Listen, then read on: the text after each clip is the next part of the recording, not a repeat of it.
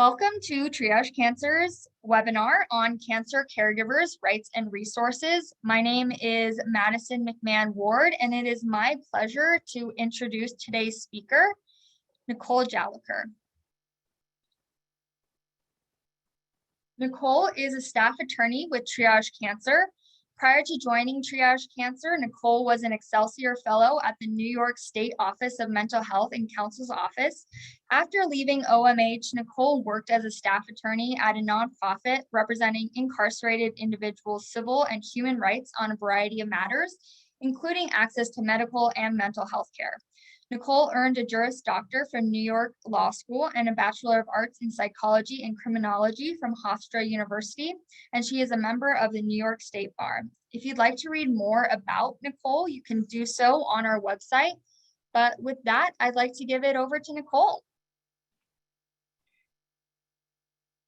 Thanks, Madison. Hello, everyone. So I'd like to introduce everyone to Jacob. So Jacob's mother was recently diagnosed with breast cancer.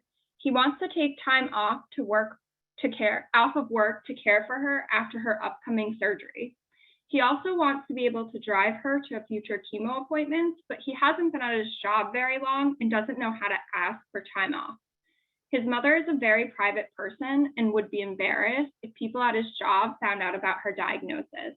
He knows his mom feels overwhelmed and will likely need his help paying bills, taking care of the house, and navigating her health insurance.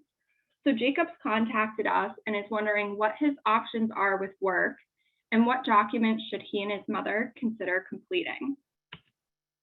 Now, before jumping into the various laws and programs that may be useful to a caregiver today, we want to acknowledge that caregiving is not one thing. In fact, it can vary based on the individual you're caring for, what their needs are, and what responsibilities you're able to take on. This could look like taking care of daily tasks, such as grocery shopping, or helping an individual navigate their health care, or making and attending appointments with them, or just providing emotional support. While we acknowledge that not everyone who is a caregiver is caring for a loved one, we need a consistent phrase throughout our time. So I will be using the term loved one to mean an individual who is receiving care, but this is not meant to exclude caregivers who may not identify the one they are caring for as a loved one. We often get questions from caregivers on how to balance their work responsibilities along with their caregiving responsibilities. And there are actually a lot of places to look for this information. The first are fair employment laws, which protect against discrimination at work. This can be found at both the state and federal levels. The second are leave laws, which provide protections for your job as well as health insurance protection in some instances. This can also be found at the federal and state level. However, we often forget that we may have an employment contract, or if you're part of a union, your union bargaining agreement, that may provide additional protections. So it's helpful to consider all three of these options when trying to determine what your options may be as a caregiver. With this in mind, we want to move to our first topic today, which is the Americans with Disabilities Act. The Americans with Disabilities Act provides individuals with disabilities several protections, including at work from discrimination. There are several qualifications, however, to qualify for protections under the ADA. The first is that you must work for a private employer with 15 or more employees, or for a state or local government of any size. The second is that you must be a qualified individual. What this means legally is that you can perform the essential functions of a job with or without reasonable accommodation. However, practically speaking, this means you're qualified for your job or a job that you're applying for. Third, you have to have a disability under the ADA's definition. Now, you may be asking, so why are we raising this in the context of a caregiver's rights presentation? And that is because there are actually 4 ways that you may qualify for protections under the ADA. As you can see, the first 3 may apply to an individual who is diagnosed with cancer. The fourth, however, is called an association with a person with a disability. This is where caregivers may get protections at work because it protects from discrimination on the basis of being a caregiver. Practically speaking, what this means is that you cannot be denied an opportunity or limited in responsibilities solely based on the status of being a caregiver. For example, your employer cannot deny you a promotion or remove you from a project solely because they believe that now that you're a caregiver, you may be distracted or emotional. What we do want to mention is that protections for caregivers do not include reasonable accommodations, which are tools that may assist an individual with a disability to continue working as if they did not have the disability. However, we like to bring them up in the context of caregivers because although an employer is not legally required to provide a caregiver with a reasonable accommodation, we have seen instances where employers do in fact accommodate a caregiver because that caregiver may be of value to the company, they may believe it increases productivity, or many other reasons. So if you think an accommodation may be helpful for you to continue working, it may not hurt to ask your employer for one. However, even if your employer is able to accommodate you, there still may be instances where you need to take time off to carry out your caregiving responsibilities. And this is where the Family Medical Leave Act, or FMLA, can assist you. So the FMLA is a federal law that provides leave for an individual with a serious medical condition or an individual caring for a child, spouse, or parent. As you can see, this is a very narrow definition and does not include someone like a sibling, grandparent, or aunt. So if you are caring for a spouse, child, or parent, there are several other requirements in order to determine if you're FMLA eligible. The first is the size of your employer. If you're working for a private employer, it needs to have 50 or more employees, or you can work for any state, federal, or local government. In addition to that, you have to have worked for your employer for long enough, which is 12 months in the past 7 years, and at least 1,250 hours in the last year of employment, which this works out to about 24 hours a week for 52 weeks.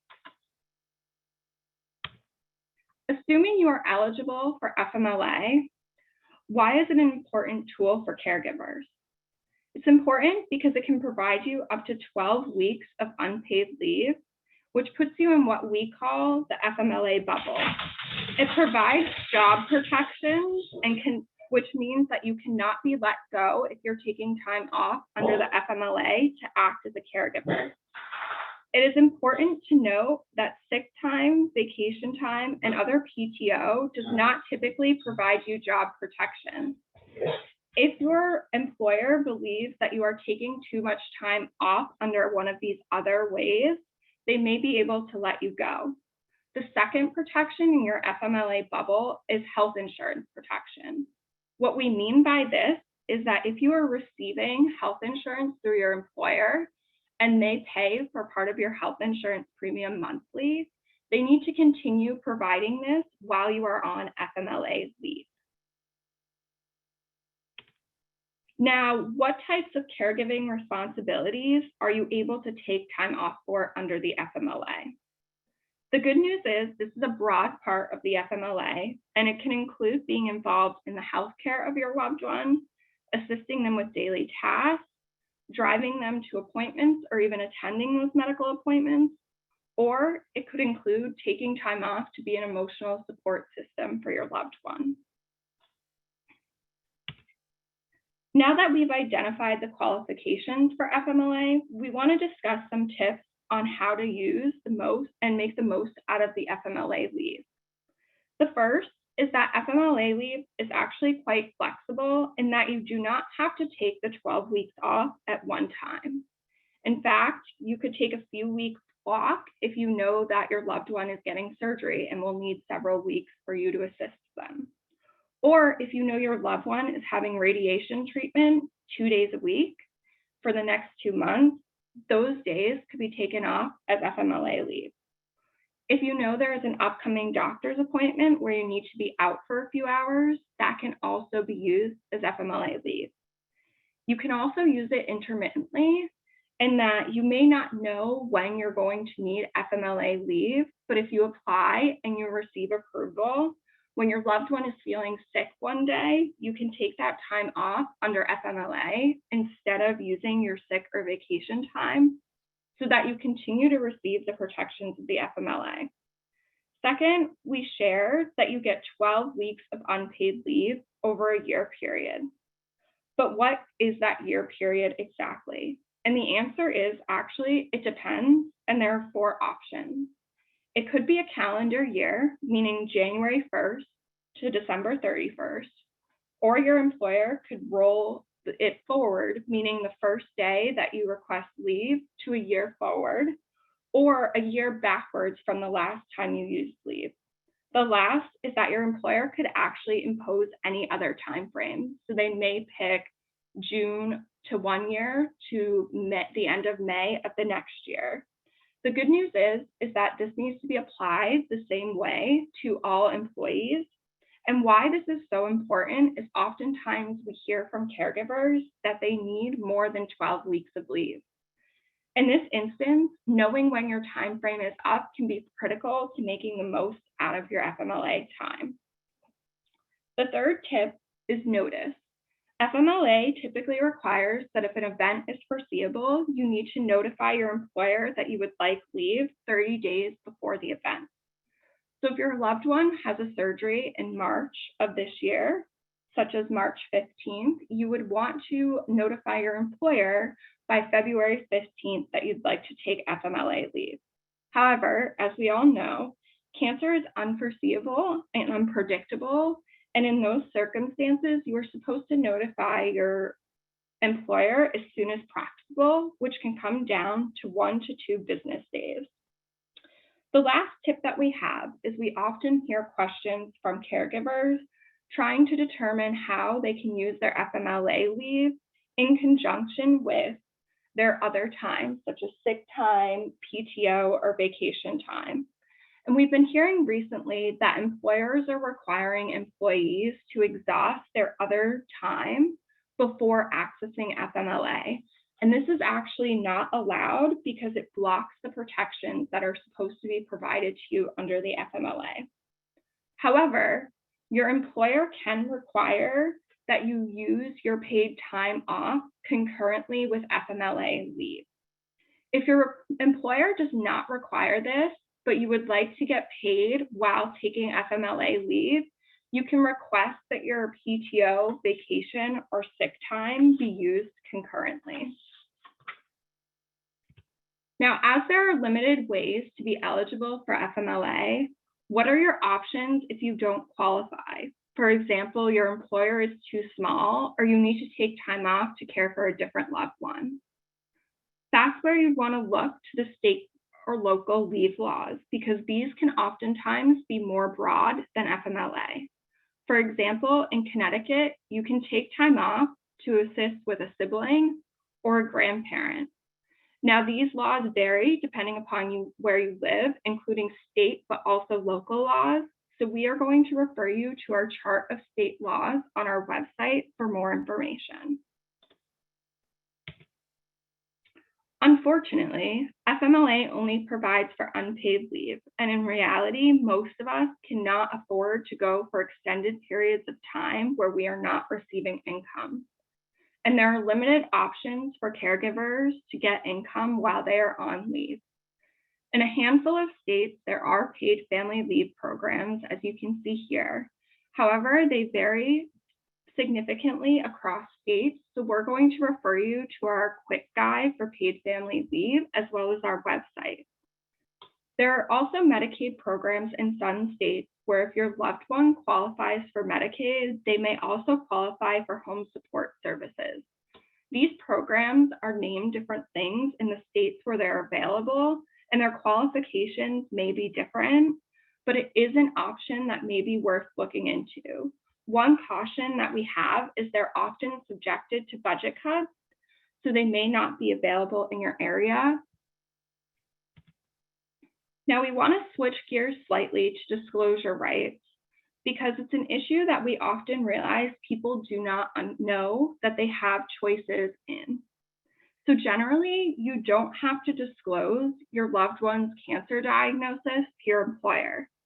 However, if you want to receive protections under the Americans with Disability Act or request leave under the FMLA, there may be some disclosure requirements.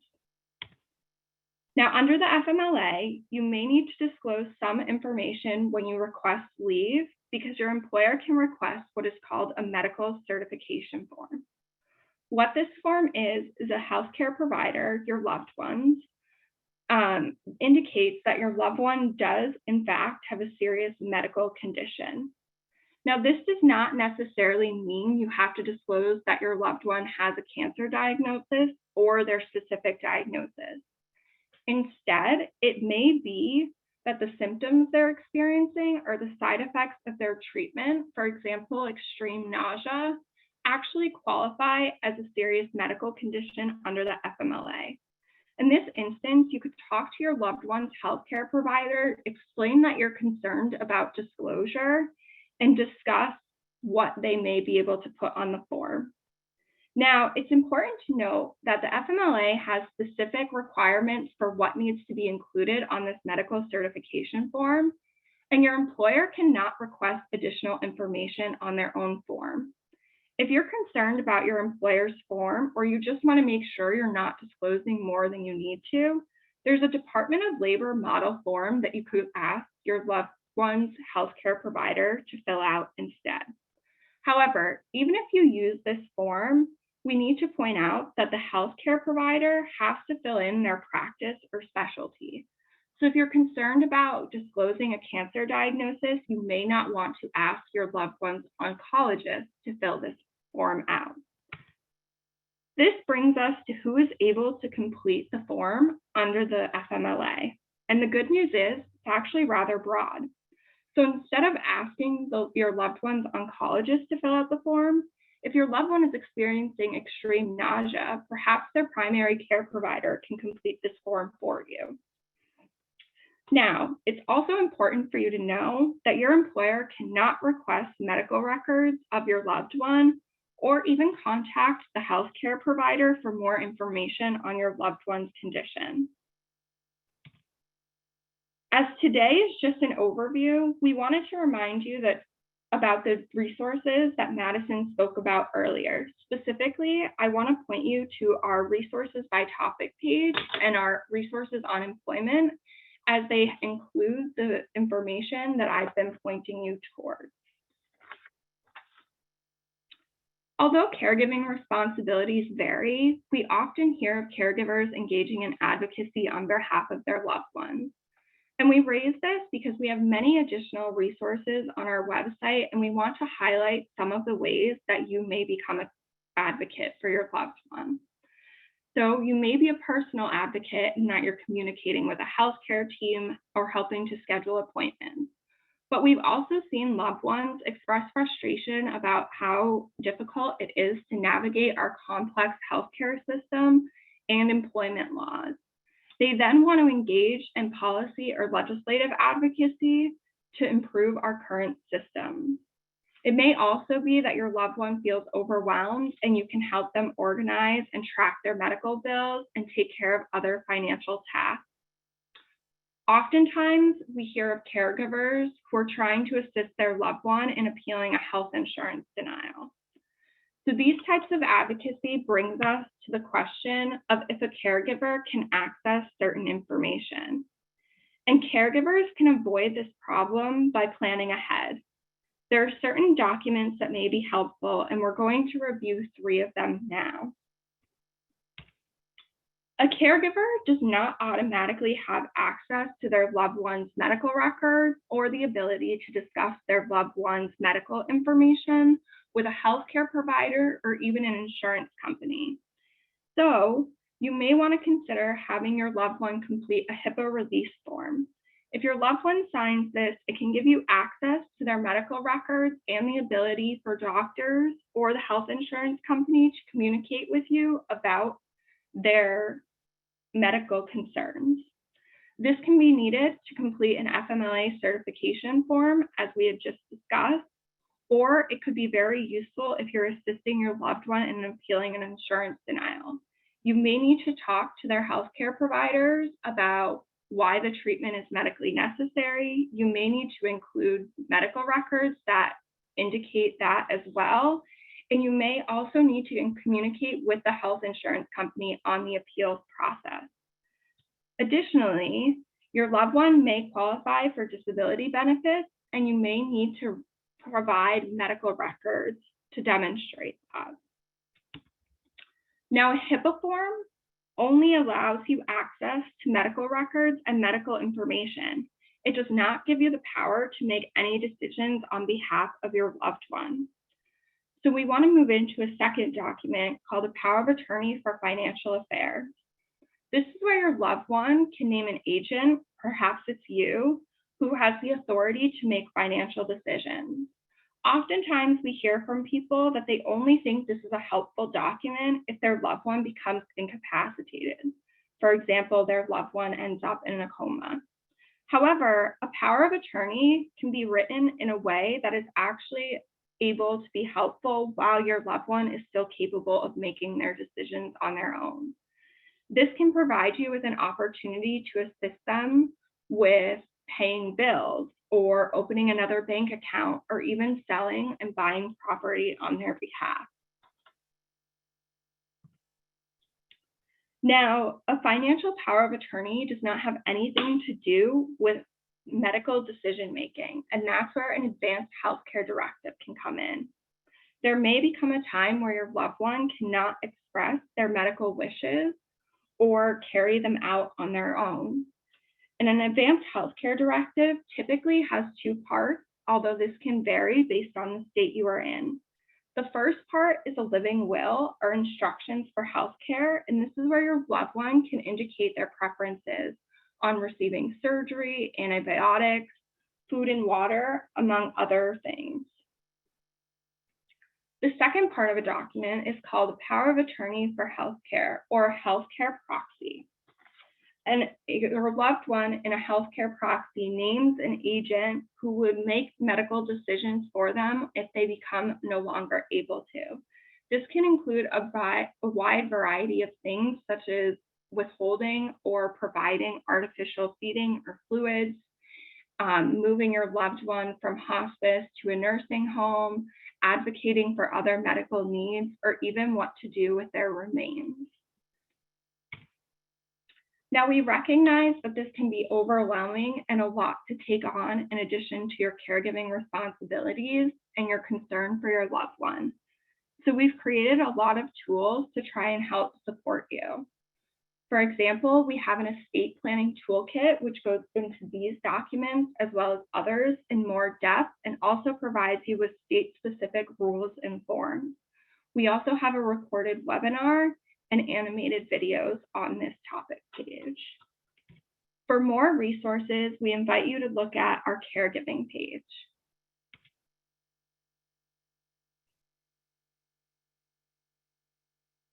Great. Thank you so much, Nicole, for providing us with such practical and useful information for caregivers. I now want to turn to one of our partners, Cancer Care. Allison Eredive is the Caregiver Program Coordinator from Cancer Care, and she is here with us today to share Cancer Care's services for caregivers. So Allison, please take it away. Thank you. Thank you so much, Madison, and thank you for having me here. So my name is Allison Eredive. I'm an oncology social worker at Cancer Care, and I am also the Caregiver Program Coordinator. And I'm just going to give a brief overview of the services that we do offer for caregivers. So this is the overview, right? So we do offer various types of emotional support, both in the individual setting as well as the support group setting. We offer education as well through our publications or workshops, case management services, potentially limited financial assistance as well. And then I'm going to go a little bit more in depth with that. So the clinical program that we offer, so the individual counseling is working with an oncology social worker like myself.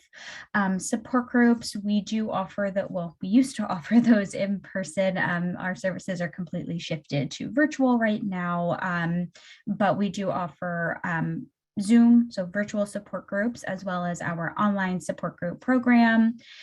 Those are always moderated by an oncology social worker as well. And then a newer-ish program that we offer is case management, again with a caseworker, and that's all about providing that practical guidance, resources, and helpful information. And these are also some of the helplines that we do answer as oncology social workers at Cancer Care. So this top one, this is our national helpline.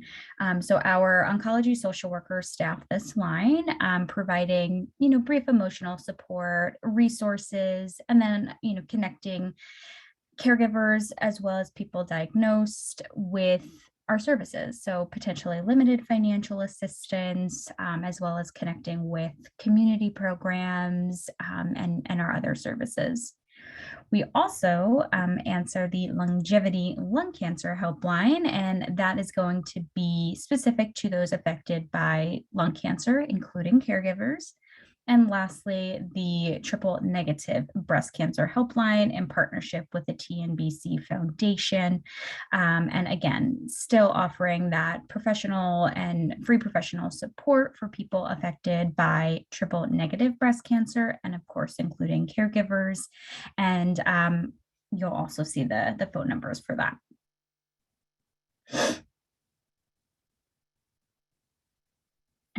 So just want to go a little bit more in depth with the emotional and practical support services, so that way everyone is aware of what could be offered to them. So the individual counseling and our live support groups. So these services are short-term. They are offered to residents of New York and New Jersey. The individual counseling is offered for also children. So when we're in the office, it is as young as 5 years old. However, virtually right now, we are offering those services for children ages 9 and above. And right now, again, accessible through video conferencing, but also over the telephone. And then our live support groups also offered to residents of New York and New Jersey. These are short-term, so 12-week live support groups. All groups are led by oncology social workers. And then we have these two other programs where we are able to reach our national clients, so outside of our New York and New Jersey clients. So our online support groups, they are 15-week online support groups, and they're a really just convenient and meaningful way to connect with other people. So these are not open to the public. These are password protected. Anybody that has been registered and has access to an online support group has completed a registration form and has been registered by one of our social workers on the online team. And again, all of these groups are moderated by oncology social workers as well. These are in a message board format, so they are writing based. And then lastly is our case management, also offered nationally. This is over the telephone, connecting with caseworkers. And again, this is very practically based. So trying to find those resources to address barriers to care. And for our individual counseling and our case management, we do also have Spanish speaking social workers and caseworkers to provide that service as well.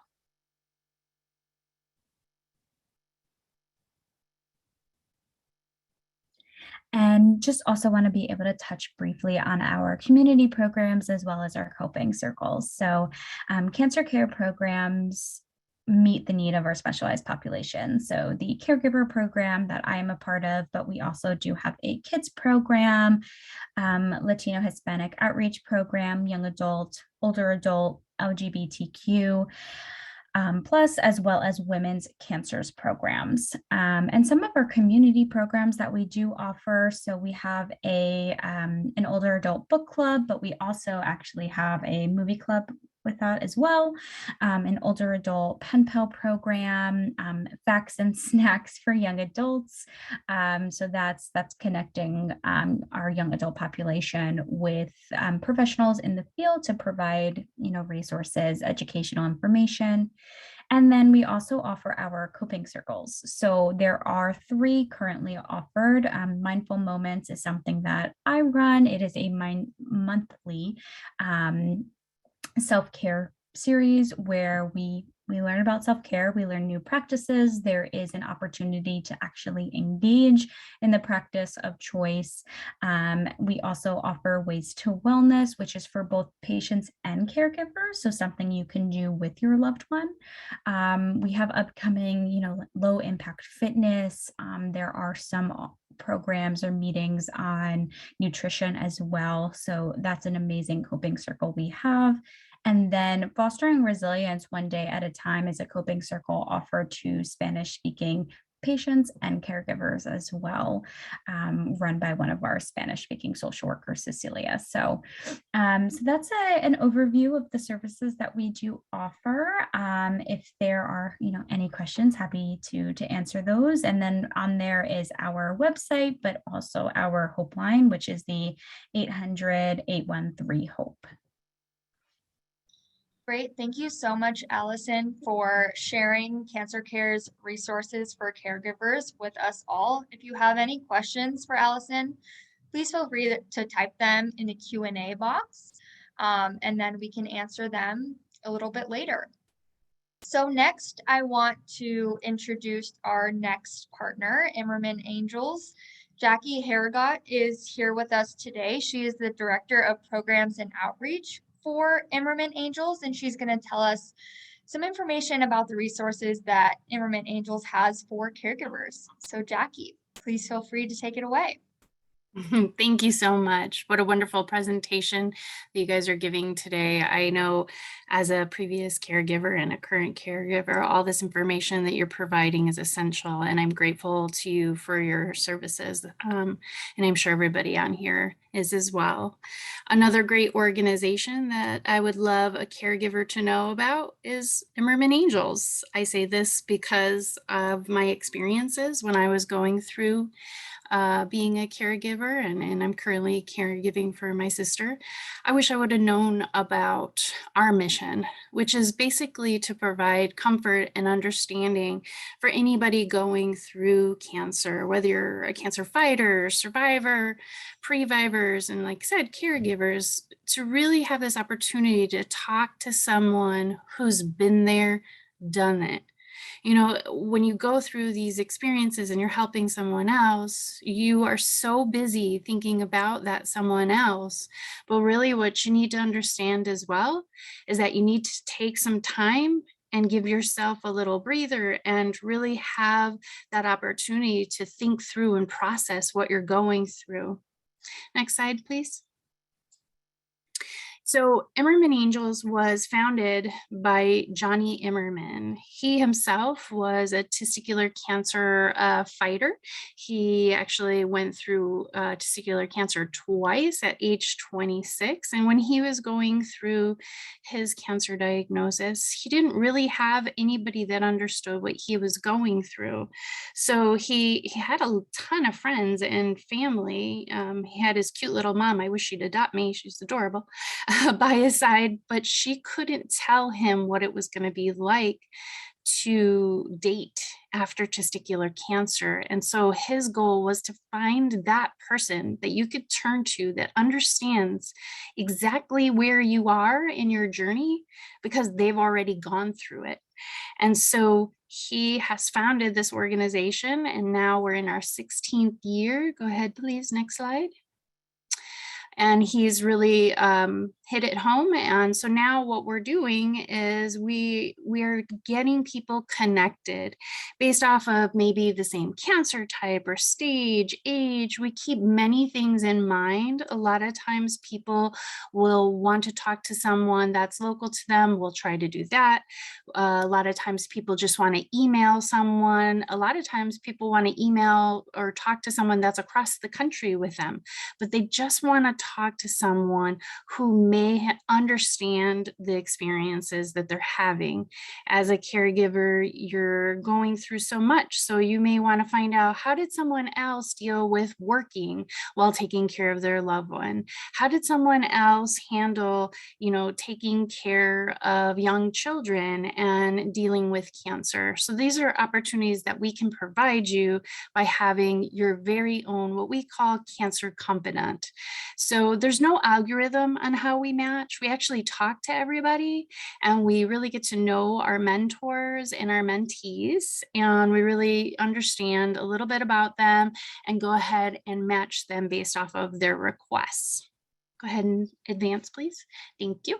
So here's some numbers and stats for y'all to see. So we're, as I mentioned, we are around the world, 113 countries now, over 146 cancer types. So we don't have a specific cancer type we focus on. We focus on all types of cancers. So any experience with cancer, even as a pre-viver, so someone that may be, taking care of a loved one and they themselves are of high risk, or what we call pre-vivers, we can also connect you to someone else that's going through this experience. The big thing here is we feel that no one should have to go through this alone, and that there is somebody that understands what you're going through. We do have close to 13,000 mentors that have registered with us overall time, and we've connected over 32,000 people. So it's a really great database that we're working with, and we're so proud of it. You can go to the next slide, please. So how this works, so you can register on our website, which we can provide the website down below, but it's just www.immermanangels.org. And you can also call us if you prefer that, and we can provide that too. So, and basically you'll get this basic info to us, and then we go ahead and get on the phone with you, and we have a short assessment call. And so whether you're becoming a mentor or you're training or you're getting support, we'll have this conversation with you. It's typically about 15 minutes. We figure out what it is that's important to you, and or what has been your experience. So the slide here shows how we train mentors, but also just so you understand, it's very similar if you are asking for support as well. We just find out what's important, what experience you're looking for, and then we go ahead and get the person that is looking for support. We'll find the best mentor, and then we'll reach out to you and go ahead and get you connected. And then a survey will go out to make sure that you're happy with your match, and if you need additional support. As a mentor, if there's anybody on the phone that or on the line here that's looking like, how can I give back and share my experience? I just went through all this stuff. What do I do with it? We would go ahead and have that conversation with you, assess what you went through, give you some training, and then eventually get you matched. And then you can then use that experience to help someone else. Go ahead and advance, please. Thank you. Here's some of our ways that people hear about us. And crazy enough, a large number of that is word of mouth. And the reason for that, we take this as a huge compliment, is because people really love the service. So 113 countries is pretty large. And it's really basically the highest, one of the highest ways is from people talking about it and telling their friends and family. So even if you don't think that you want to talk to someone else, and maybe your loved one going through it does, please let them know about our service. We're here for everybody. Go ahead, next slide, please. These are just some of our partners that we match up with. So basically the reason for this slide to you all is to highlight that we have many cancer organizations, and they are then cancer specific. And we can go ahead and reach out to them when we have specific needs for those people coming our way. So it's really nice because we really rely on our partners. And then That's fine. You could go ahead and advance. And then this was just one of our testimonies given from one of our caregivers, Jess, who used our service. And she just said, Immerman Angels is wonderful. The whole process has been smooth and easy. Great staff, quick mentor assignment who fits me and my experience very well. I'm so thankful to have her in my life during this journey. And we're thankful that she came and sought us. When I went through my experience initially, I didn't have anybody. I went through it alone. And all I kept thinking to myself was, I really wish I had somebody who understood what I was going through. But at that time, it really didn't exist. And now it does. So I urge you, please, if you're thinking that to yourself, if you're scared, if you're frustrated, if you're angry, or if you just are like, I'm thinking this, does anybody else ever think this? Please reach out to us. You can go to the next slide. This is our information. You can go ahead and scan that QR code. It will take you right to our website. So whether you're looking for support or wanting to give back, this is the best way to reach us. Thank you so much for your time and paying attention today. I wish you all well.